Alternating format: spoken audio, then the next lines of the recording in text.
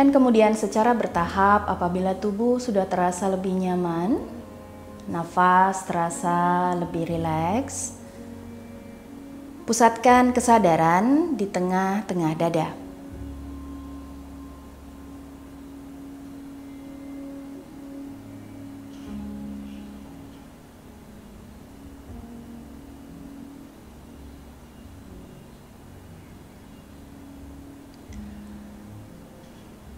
Bayangkan, di tengah-tengah dada ada satu kerlip cahaya, seperti nyala lilin di tengah ruangan yang gelap.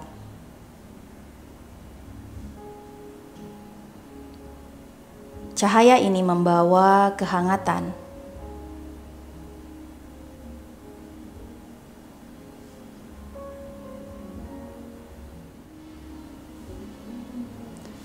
Dan pada saat menghembuskan nafas,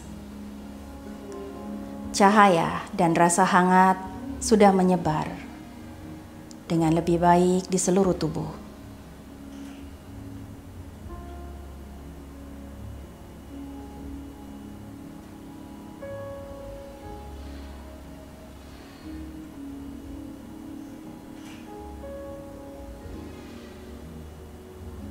Dalam setiap tarikan nafas, cahaya membesar memenuhi seluruh ruang gelap, mengisi dengan cahaya.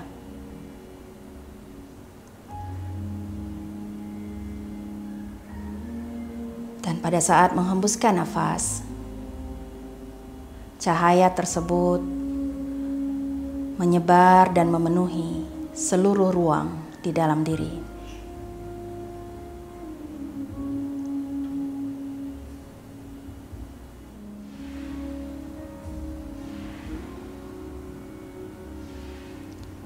Dalam setiap hembusan nafas, seperti pelukan hangat, cahaya cinta kasih semesta menyebar sepenuhnya di dalam diri.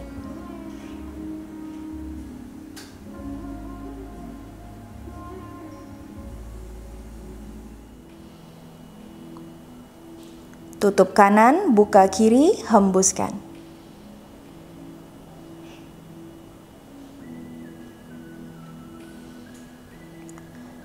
Tetap kiri, tarik.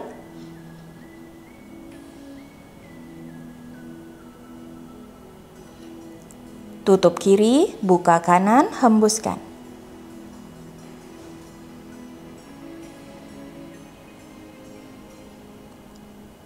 Tetap kanan, tarik. Tangannya ke bawah itu untuk mengingatkan, nggak usah harus terlalu dipaksakan. Dan saya merasa jauh lebih aman. Thank you. Sama-sama. Jadi pose terakhir untuk Flying Dragon yang terakhir itu dari posisi rendah mengangkat itu lebih challenging daripada posisi mulainya dari berdiri. Jadi kenapa ada opsi di sana saya tangannya taruh saja di bawah gitu. Jadi kalau nggak bisa mengangkat badannya, tangannya tetap di bawah gitu. Karena itu kan membawa sense-nya lebih melayang satu kakinya. Dan pada saat kita mengangkat dari bawah ke atas, itu juga kenapa tadi banyak saya berikan latihannya untuk menguatkan dulu area core-nya, karena itu mengangkat. Jadi bukan hanya mengenai kekuatan kakinya. Begitu ya. Untuk Flying Dragon, targetnya bukan mengangkat mengangkat kaki seberapa tinggi, tetapi mengaktifkan area punggungnya. Jadi pada saat mengangkat kaki itu yang lebih penting daripada kakinya naik, badannya nyungsep. Jadi itu sudah hilang kekuatan di core-nya gitu, di punggung. Karena area core itu menopang tubuh supaya beban kita tidak lari ke arah lumbar spine. Jadi kalau otot core-nya, tengah, torsonya itu aktif, pada saat kita melakukan aktivitas, beban pada tulang belakangnya itu bisa diminimalisir karena muscle-nya yang menahan gerakannya. Tapi kalau otot di area sana tidak aktif, biasanya bebannya lari ke bantalan tulang belakangnya. Ini. Jadi itu salah satu kenapa mereka yang banyak duduk bekerja sekian jam di kantor, tidak melakukan latihan misalnya. Kenapa mereka sering mengalami HNP? Karena pada saat kita duduk, semua tumpuan itu ada di lumbar, terutama lumbar 4 dan 5 yang paling bawah. Jadi di situ biasanya orang mengalami HNP. Jadi cairan ini kan di dalamnya ini, bantalan ini yang menumpu berat badan kalian. Jadi pada saat otot di sekitarnya tidak kuat, ini akan menekan begini. Berjam-jam duduk, kalian duduk nggak mungkin selalu tegak begini. Duduknya lama-lama akan bungkuk. Jadi cairan yang ada di bantalan tulang belakang itu terdorong dia keluar. Nah ini disebut dengan HNP, herniated nucleus pulposus. Jadi hernia dari cairan di bantalan ini. Batasannya apa untuk mereka yang punya isu bahunya pernah lepas atau sering lepas? Untuk Belly of the Dragon, jujur saya nggak berani bahu. Iya. Kita selain menguatkan core untuk bahu, kira-kira kapan ya bisa dicoba gitu Mbak? Kalau untuk yang bahunya gampang lepas, itu artinya di sana kemampuan dari ligamen dan tendon yang memegang lengan, jadi di situ ada rotator cuff muscle namanya, itu lemah. Jadi termasuk mungkin juga struktur tulangnya di sini, tulang belikat. Ini ya, belikat. Kan ini yang sebenarnya ngelok tangan kita. Jadi ini safety-nya. Pada saat ini kecil, tulangnya kecil-kecil, jadi bahunya itu gampang muter. Kan pada saat kita mengangkat, dia akan kepentok di sini. Di tulang ini yang akan menahan. Nah, pada saat bentuk tulangnya ini kecil, dia gampang untuk memutar. Jadi kalau misalnya ototnya ini tidak kuat, tendonnya tidak kuat memegang begini, dia akan mudah lepas. Jadi tentu gerakan yang bergerak banyak memutar di bahu dengan aktif akan berusaha dihindari. Jadi lebih prefer untuk gerakan stability-nya pada saat dia bergerak aktif. Karena aktif kan dia nggak mampu merasakan, karena cepat kan. Jadi dibandingkan melakukan belly of the dragon yang memutar tadi, saya akan prefer dia stay di half side plank.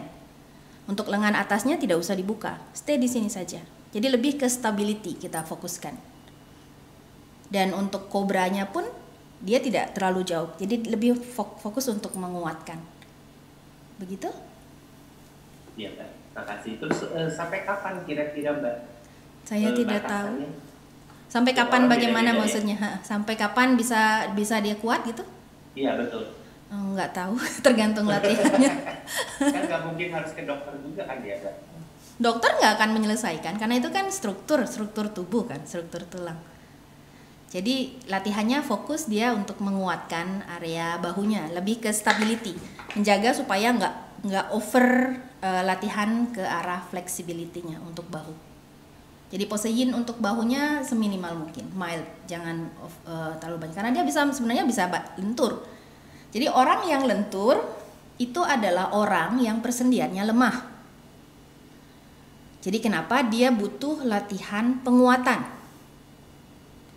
Jadi orang yang backbendnya bagus, deep, mereka adalah orang yang core-nya lemah. Jadi kenapa latihan core strength bagi mereka yang backbendnya lentur itu lebih challenging sebenarnya. Dan itu yang mereka butuhkan. Sementara kalau kita bicara seperti kemarin, estetik, kita bicara estetik. Semakin deep backbend, wow kita gitu kan biasanya. Kalau kita lihat pose di Instagram gitu kan, backbend, kepalanya sampai ke pantat, kita kan langsung wah. Jadi kita melihat hanya dari foto itu dan target kita, saya pengen pose seperti itu. Jadi bahayanya kalau mereka yang backbendnya deep, itu kalau tidak dikuatkan core-nya, habis lumbarnya. Itu yang terjadi pada Sarah Powers sebenarnya. Jadi kenapa Sarah Powers akhirnya mengambil latihan kombinasi vinyasa dengan yin. Jadi beliau sendiri yang menceritakan, karena waktu saya ngambil TT sama Sarah, ya cederanya ya gara-gara karena dia punya backbendnya deep. Dan sebelumnya kan Sarah adalah praktisi Astanga yang sering drop back, yang segala macam itu. Ya karena merasa bahwa memang mampu dan gampang, jadi tidak berpikir mengenai keseimbangan dan batas gitu. Jadi kan kita seperti yang kemarin sempat saya bilang, yang itu membawa energi untuk menerobos batas.